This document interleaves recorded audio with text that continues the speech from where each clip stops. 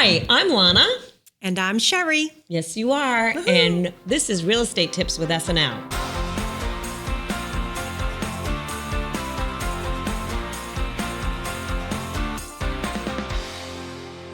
Today, we're going to go through some frequently asked questions. Yes. And Here we go. All right, let's do it. All right. I'm sorry. Like sands through an hourglass. Here we go. This is some drama. Here we go. Okay. We wanted to break it down, sellers and buyers. And these are just questions that come up to us while we're in the business. So we're going to start with sellers. The very first thing that we have here on the list is Zestimates. People want to know how accurate those are when they see a Zestimate, what their house is worth.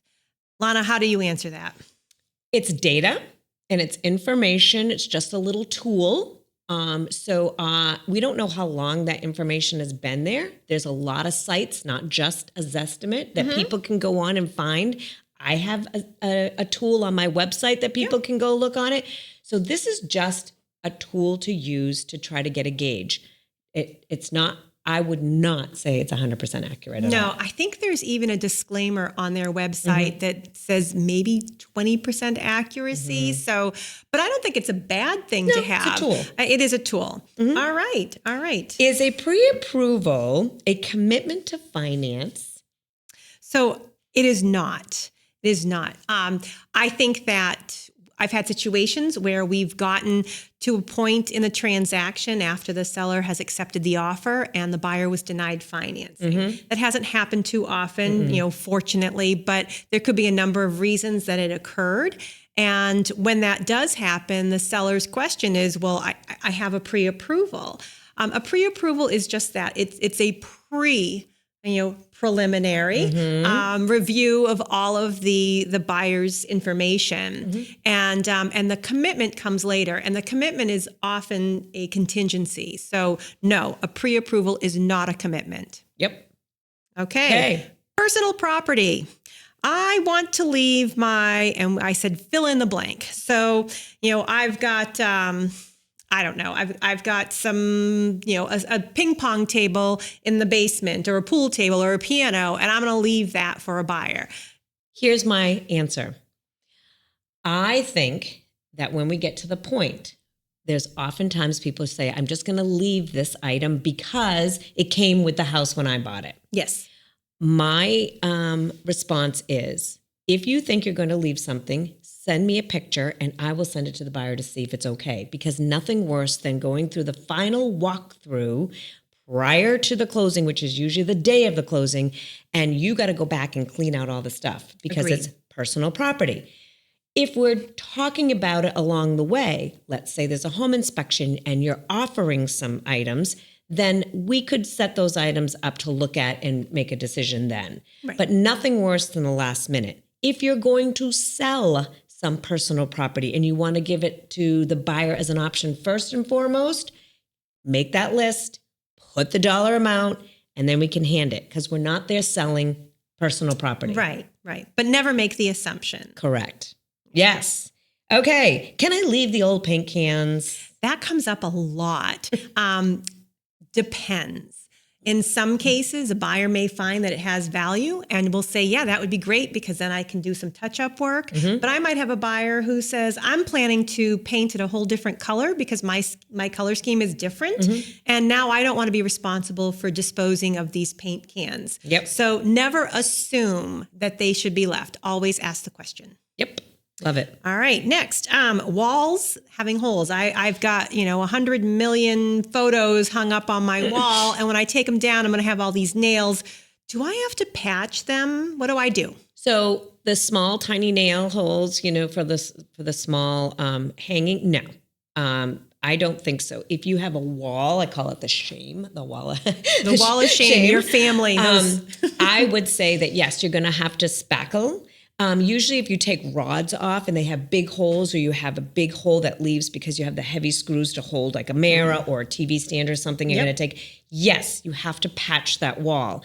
But the normal photo here and there or a print hanging up, no, you don't have to patch those small It's Right. the substantially large screw holes. If you're leaving a gaping hole, then yes, Correct. patch it up. And as far as painting it, ask the question again, because it might be that the buyer's planning to paint anyways and doesn't care about leaving that unpainted. How about, do I need an attorney?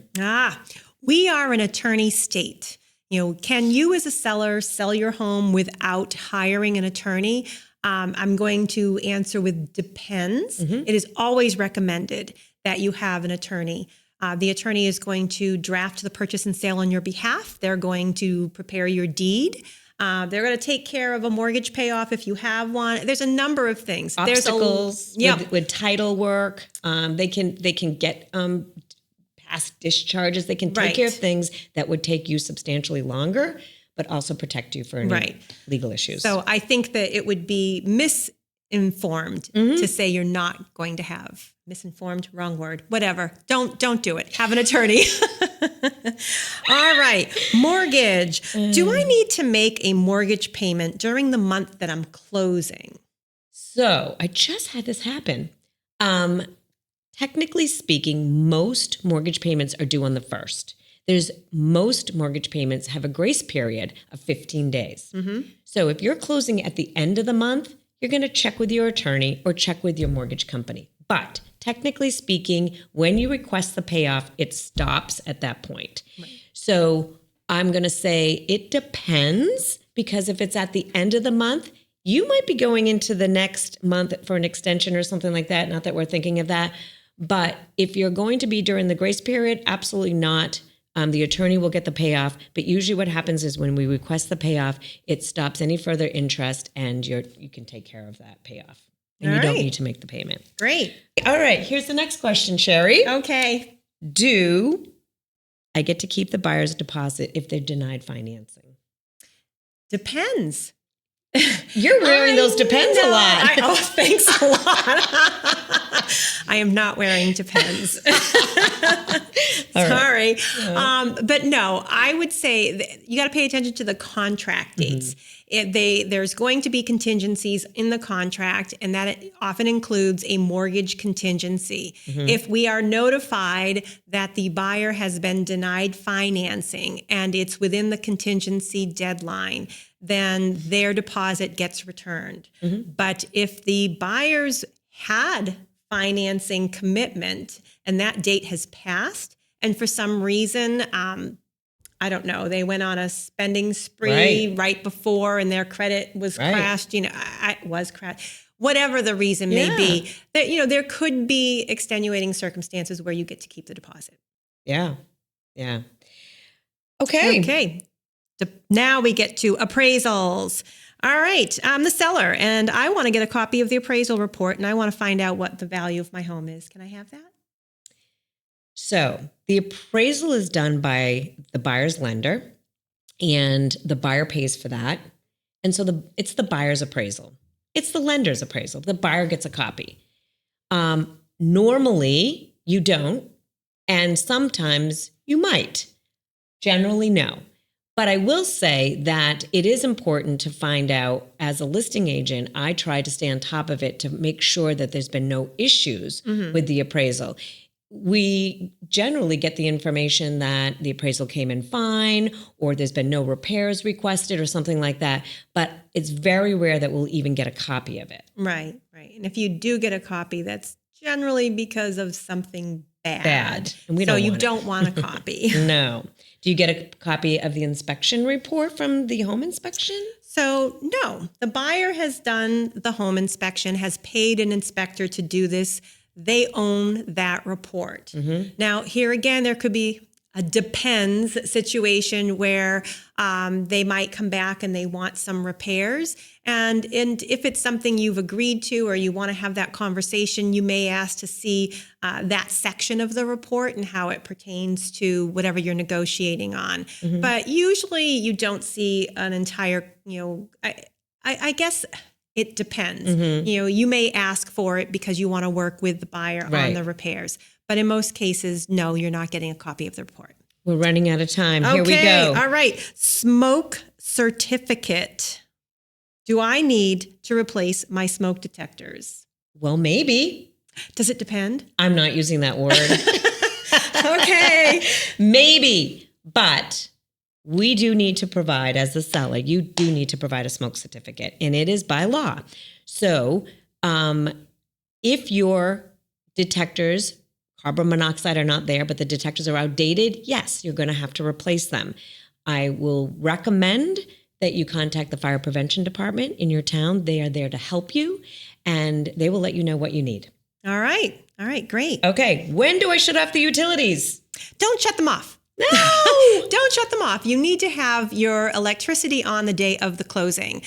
Usually you want to have a communication with the buyer's agent to make sure that that the buyers have transferred into their name and it takes effect on the closing day. You can always arrange for a shut-off to occur the day after the closing, but I would avoid doing that unless it's absolutely necessary. Yep. All right, moving. When do I have to move out? I know. We're running out of time. And we're at it again. You need to move out and be completely out on the day of closing. So you move out closing day? No. I recommend that everyone is out of the house, all personal property out the day before. If you have to go back because you have to sleep there the night before and you got to clean up everything, you are out of the door early morning. Why? Because that day normally is a final walkthrough. You do not want to be running around, cleaning the house, doing all that the day of the closing. Right. So plan on the day before as the last day. You're cleaning, getting all the stuff out. That might be the longest day of your life. Yes. But you want to be completely out of there the day before. Moving trucks are gone, you have it cleaned, and you're ready to go to closing. Okay. Final walkthrough, condition of the home. All right. So it needs to be in broom swept condition. What does that mean? So, and that is a gray area. It means something different for everybody. But clean your home. Don't forget to clean your appliances. You know, when you move, you're basically picking up areas that haven't seen daylight in a long time, and which goes back to them maybe moving out a little bit sooner to allow yourself time to go back in there and clean. But you know, it should be in broom swept condition. At the same time, you know, don't like, you know, sell your lawnmower a month before closing and then you've got, you know, grass that's overgrown. Right. You know, if there's a snowstorm, you know, maybe you have to make a call and have somebody come in and plow real quick because the buyer should be able to get into the driveway to, you know, move into the house. Just, you know, it's the golden rule. Yep. Do unto others as you want done to you. Love it. Yes. All right. That was the sellers. We did it Woo! Rapidly. All right. Let's go to the buyers. The frequently asked questions. So I'm going to give you one. Okay. Why can't you show me the house now?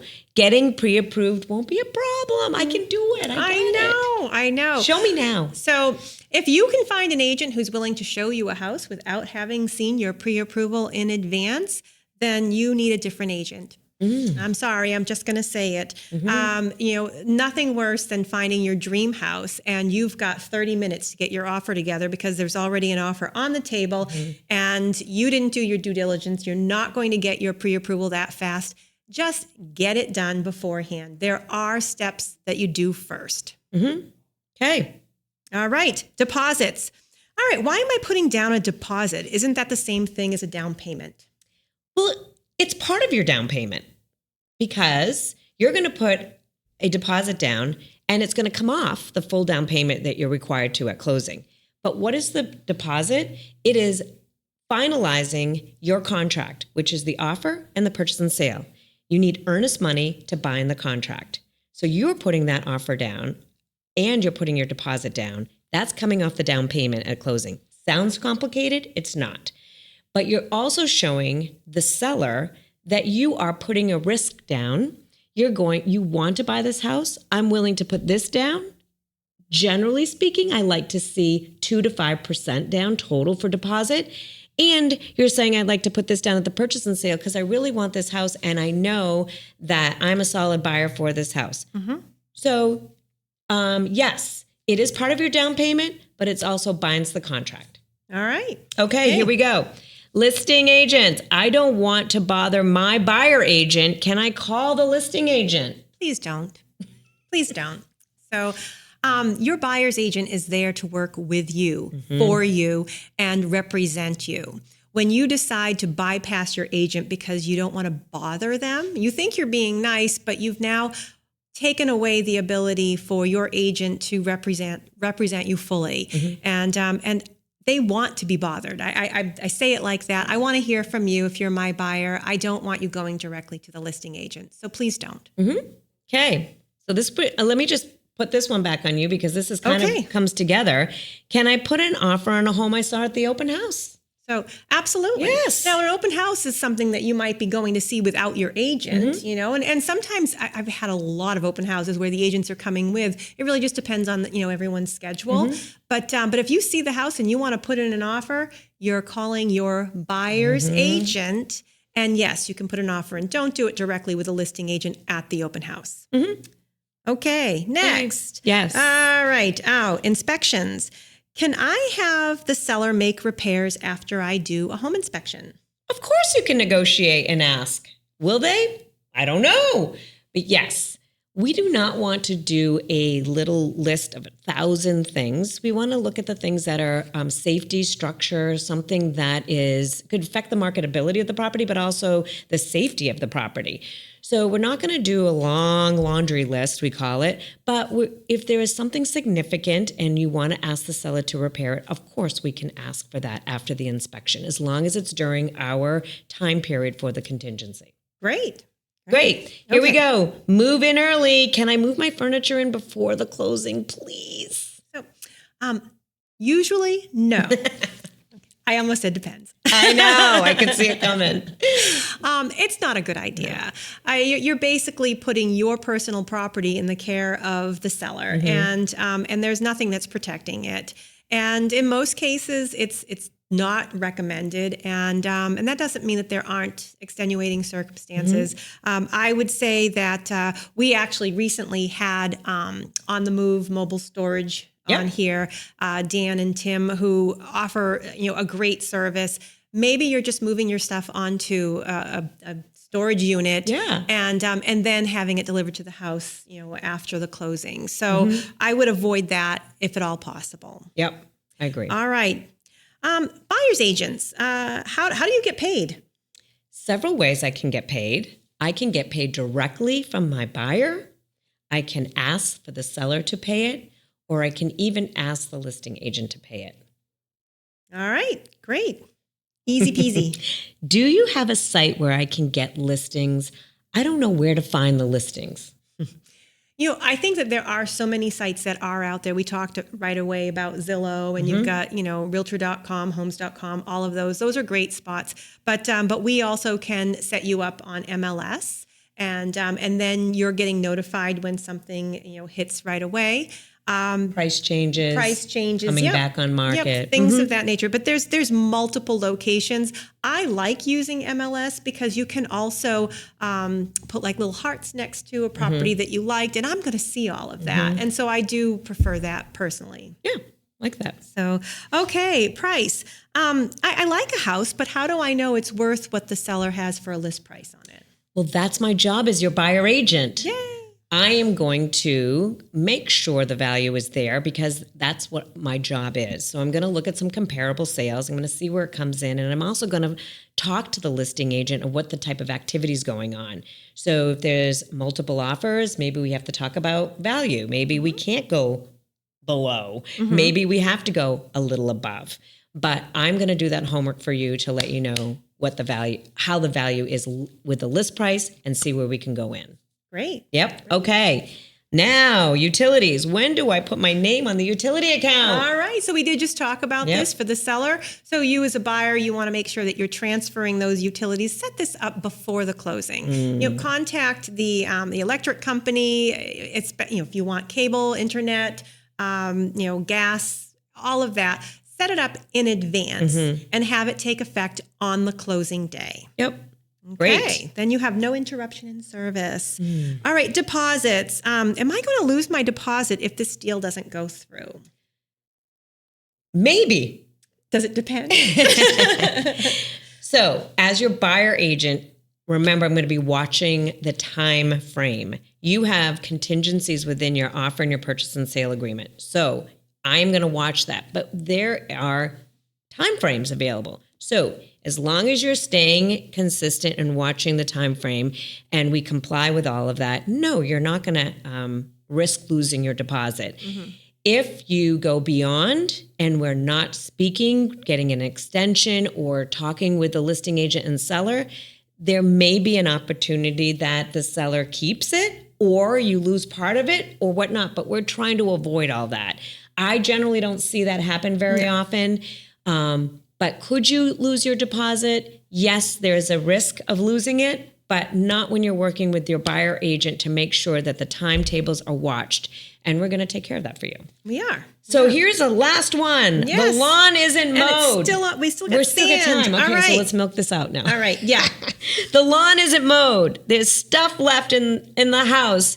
Can we get the seller to clean this out? We're going to the closing table. I know. It's your final walkthrough and all of this was done.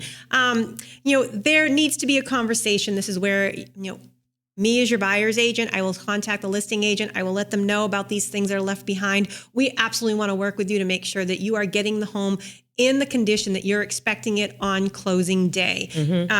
Lawn being mowed, I don't know. That might also fall into a gray area. But if there's stuff left in the house that was not agreed upon, then we need to have that conversation. All right. High five, girl. Woo! All right. Woohoo. We did it. We finished and answered probably a lot of questions more than they needed. Yeah. But I'm hoping that was some information that was valuable to you.